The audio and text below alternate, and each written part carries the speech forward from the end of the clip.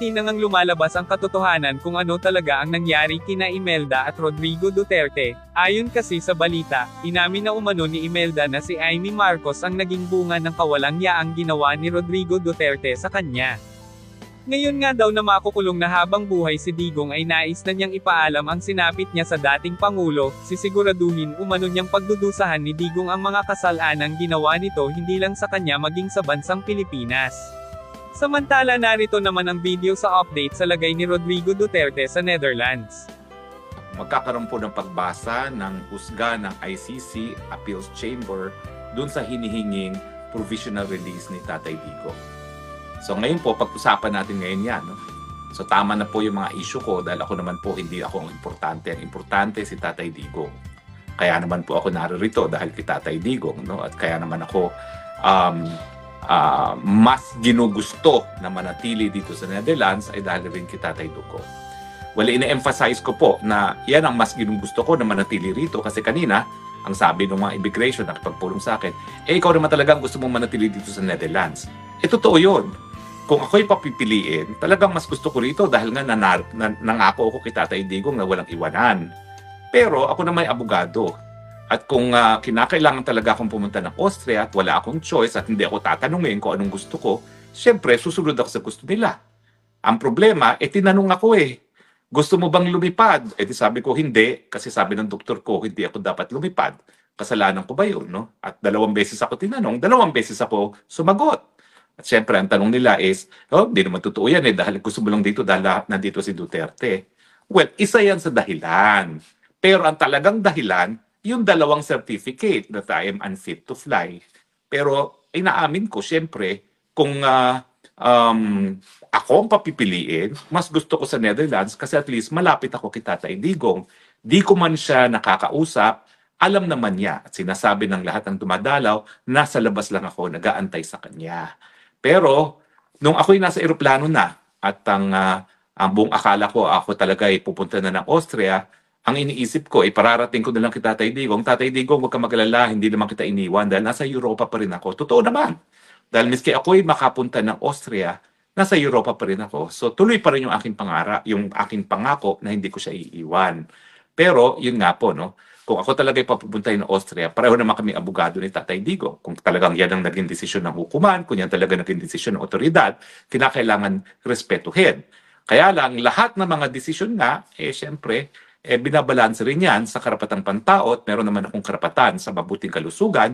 Kaya naman, hindi ako mapipilit na maniwala sa opinyon ng ibang doktor as against yung sarili kong doktor na mga nag-opera sa akin. At yan pong sinabi ko kanina nga sa immigration. No? Na kahit anong mangyari, ang paniniwalaan ko pa rin, syempre, yung opinyon ng sarili kong doktor at hindi opinyon ng mga doktor na kinukuha lang naman blood pressure at saka oxygen.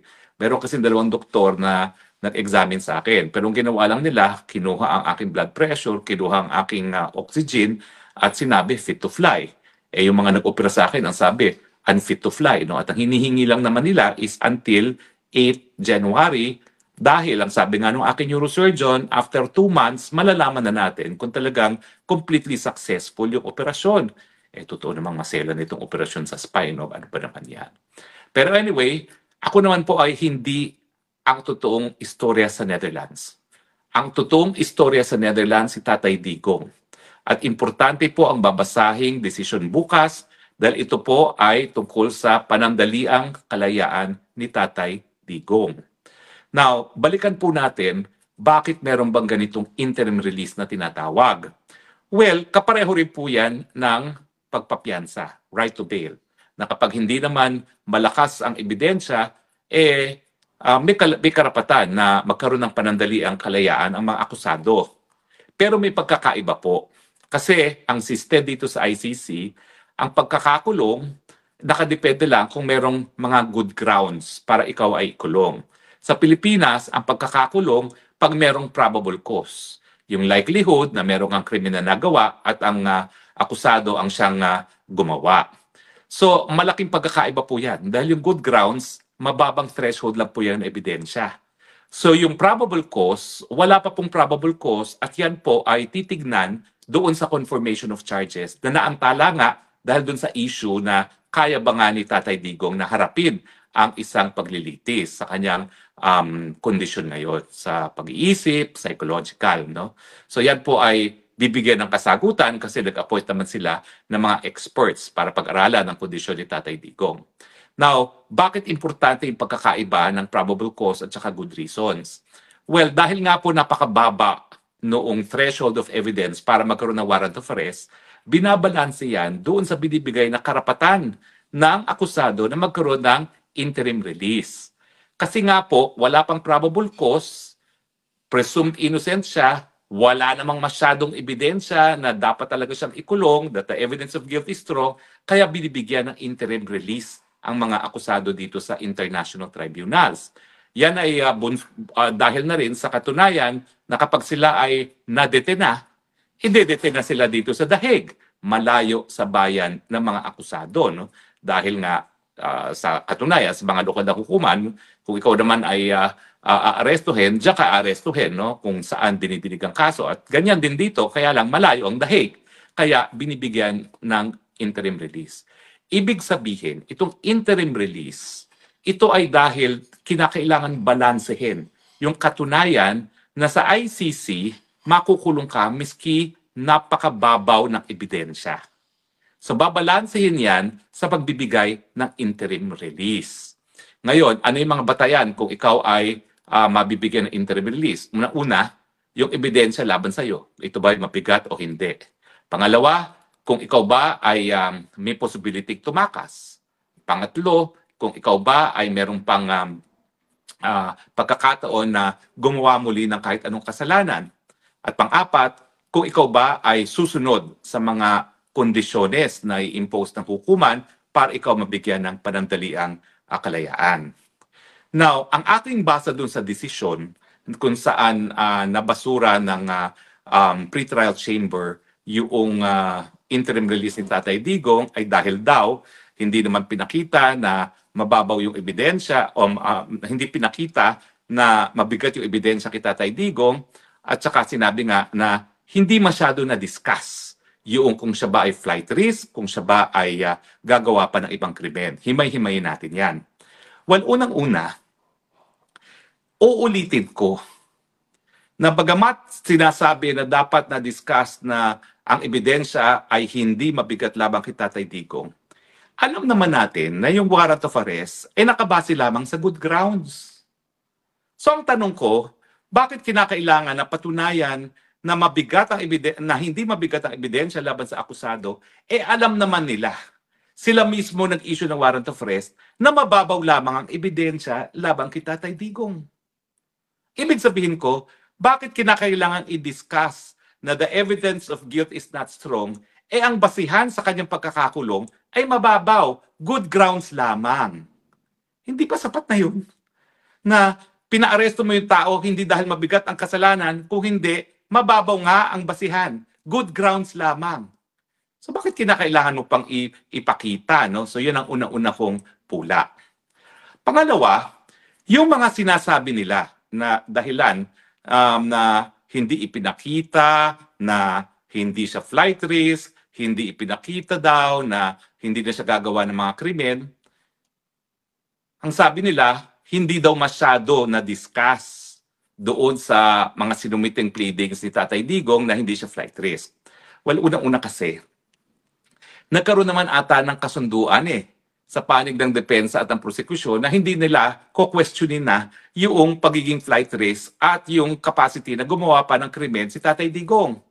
Hindi ko alam talaga kung ano nangyari sa pag-uusap sa panig ng mga abogado ni Tatay Digong at ng prosecution, pero posible po yun. Bakit? Kasi meron ng mga president sa ICC na kapalit ng voluntary surrender, binibigyan automatically at hindi tinututulan ng depensa, ng prosecution ang panandili, ang kalayaan ng mga akusado. Nangyari na po yan sa ICC. Voluntary surrender kapalit ng interim release. Ibig sabihin, ang concern lang ng mga prosecutor ay ikaw ay naroriyan para merong jurisdiction ang hukuman sa iyong pagkatao. At kapag ikaw ay voluntaryo, papayag talaga sila na pwede kang makabalik doon sa bayan mo. Nangyari na po yan. At yung akusado ay umuwi sa kanyang bayan at kinakailangan lang pumunta sa dahig pag merong pagbibista. Okay? So, Natural, may mga usapang siguro naganap at naniwala naman ng mga abogado ni Tatay Digong siguro na talagang hindi na nila ko-questionin yan. Now, nung kinu-question ng mga prosecutor yung issue na baka tumakas nga si Tatay Digong at baka gumawa pa ng krimen, ang sabi ng mga abogado, di, bigyan nyo kami ng pagkakataon mag-file ng reply para masagot naman namin yan. Kasi nga talagang hindi na namin sinagot yan dahil ang sabi talaga nila, hindi na kinakailangan paglabanan yan at pag-usapan pa yan. Malay namin na magbabago sila ng isipan. So hindi na siya pinagbigyan ng hukuman, which I think is unfair din. Dapat kasi kung nagkaroon ng pagkakataon ang prosecutor na sabihin na siya ay flight risk at pwede pang gumawa ng ibang mga krimen, dapat pagbigyan naman ng pagkakataon si Tatay Digong na masabi kung bakit hindi siya flight risk at kung bakit hindi na siya po pwedeng gumawa pa ng ibang krimen. Diba? Para maging patas lang. Pero again nga, no, sigurado ako dahil karoon na ng usapan yan sa panig ng Defense at Prosecution, tumalikod sa usapan ang prosecution. Pangatlo, bakit ba nila sinasabi na flight risk? Kasi daw, ang sabi daw ni BP Sara, talagang ang gusto niya, makauwi si Tatay Digong sa Pilipinas. Yung kanyang interim release, dapat sa Pilipinas. Yun ba ay indikasyon na pwedeng tataka si Tatay Digong? Yan ay indikasyon kung anong gusto ni Tatay Digong. Na kung magkakaroon ng interim release, mas gugustuhin niya na pumunta sa Pilipinas. Pero walang ibig sabihin yan na may intention siyang tumakas. Kasi nga, siya yung humingi ng interim release. Kung ang intention na ay tumakas, hindi na sana siya humingi ng interim release at gumawa na lang ng paraan para siya ay tumakas. Ang sabi pa nila, well, ayan nga kita mo yung anak niya, nagsabi na, ano kaya, palabasin na lang natin na kung anong mamamaraan si Tatay Digong. In other words, nagbiro si BP Sara na sige, itakas na lang natin si Tatay Digong. Sabihin na nating nabanggit yan. Ano ngayon? Hindi ba si Inday Sara ang in charge sa legal defense ni Tatay Digong?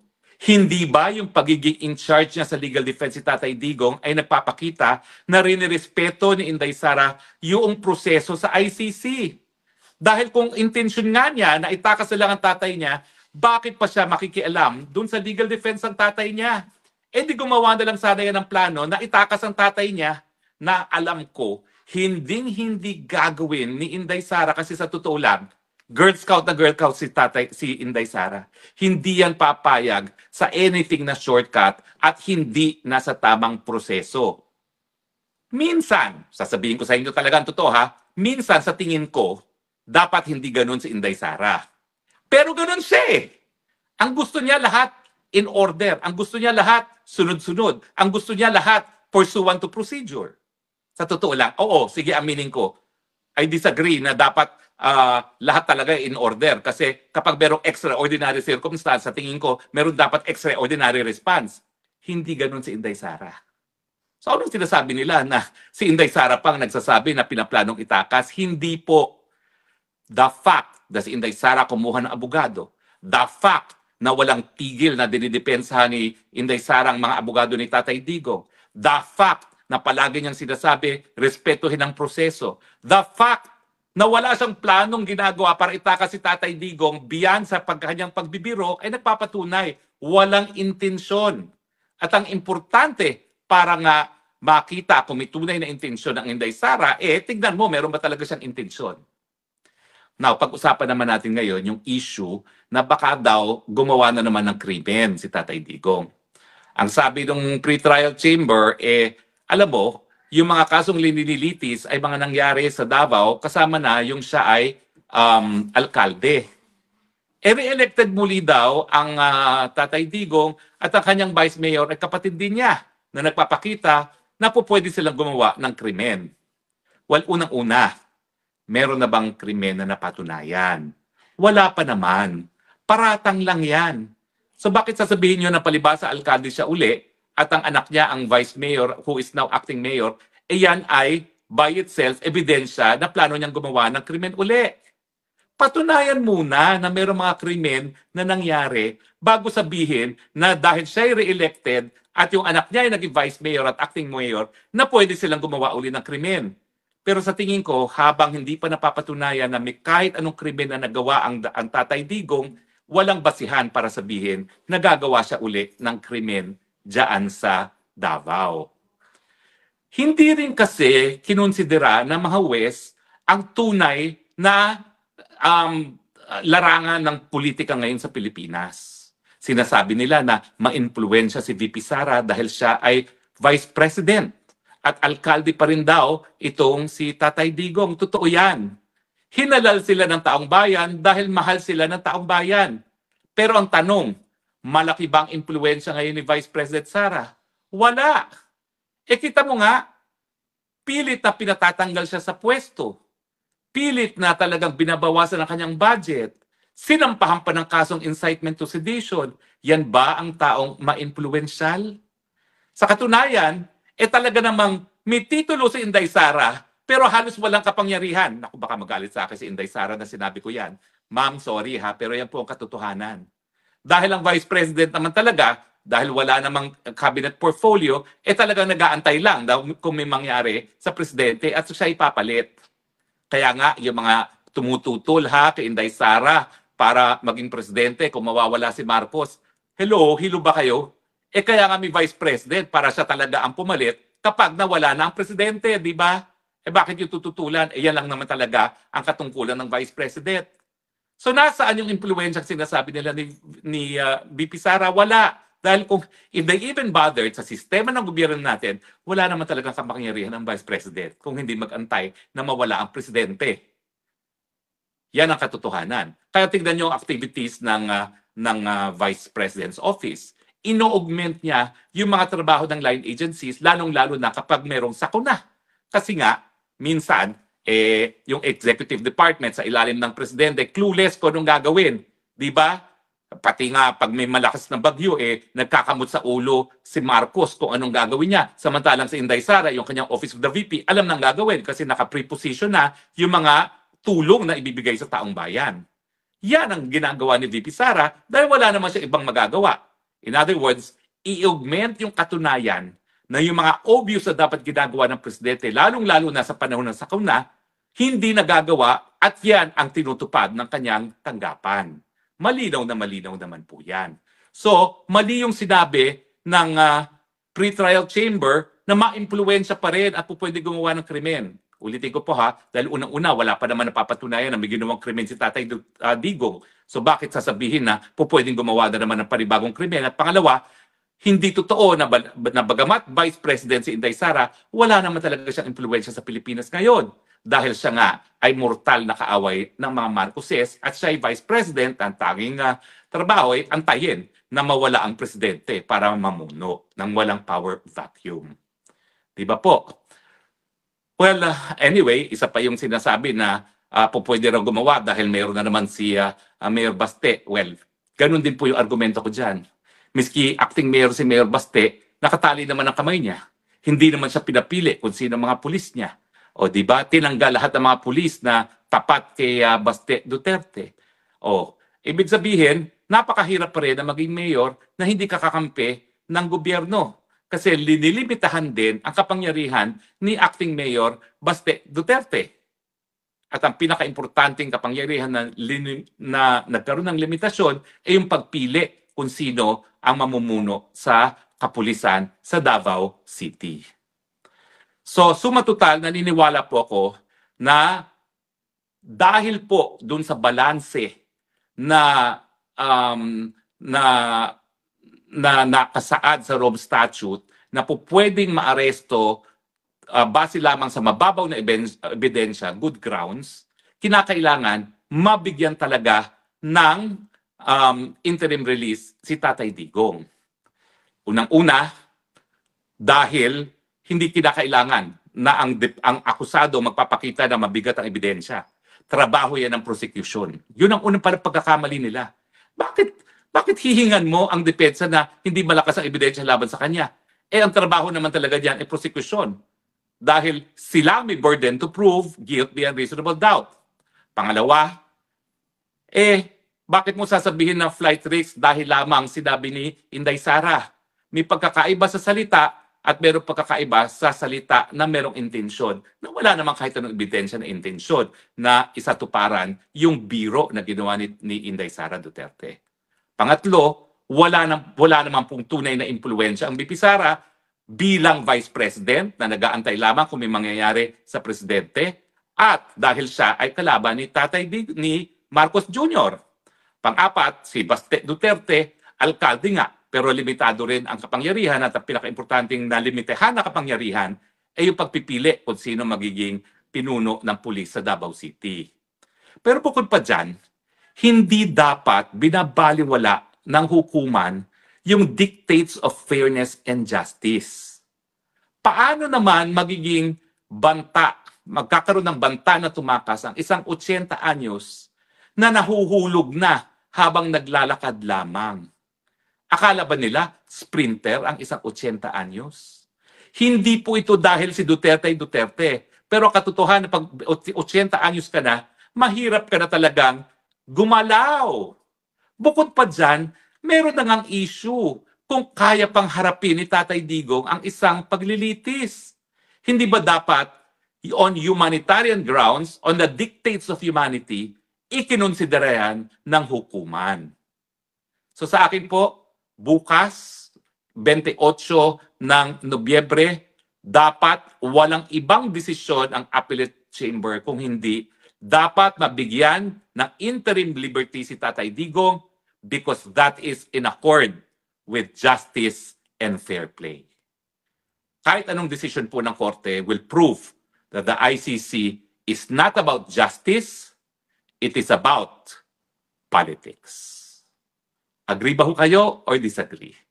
Maraming salamat po sa inyong patuloy na pagtangkilik ha. At mula ngayon, balik na tayo sa real issue, si Tatay Digong at bakit kinakailangan siya bigyan ng kalayaan dahil siya kinidnap, dahil walang jurisdiction ng hukuman, at dahil sang-ayon sa Rome Statute, hindi katungkulan ng akusado na patunayan na hindi malakas ang ebidensya laban sa kanya, obligasyon ng prosekusyon, hindi banta na tumakas ang Tatay Digong, at wala nang kapangyarihan si Tatay Digong, si Inday Sara Duterte, at si Baste Duterte na gumawa pa ng krimen.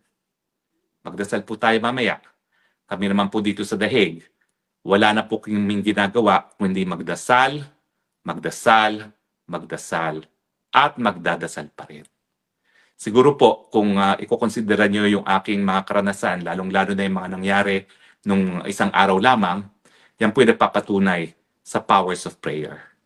Ang aking pinagdarasal po, bagamat ako po'y susunod sa mga otoridad dito sa Netherlands, thine will be done. Sabi ko, Panginoon, kung gusto mong maiwan ko dito si Tatay Digong, well, tatanggapin ko po yan.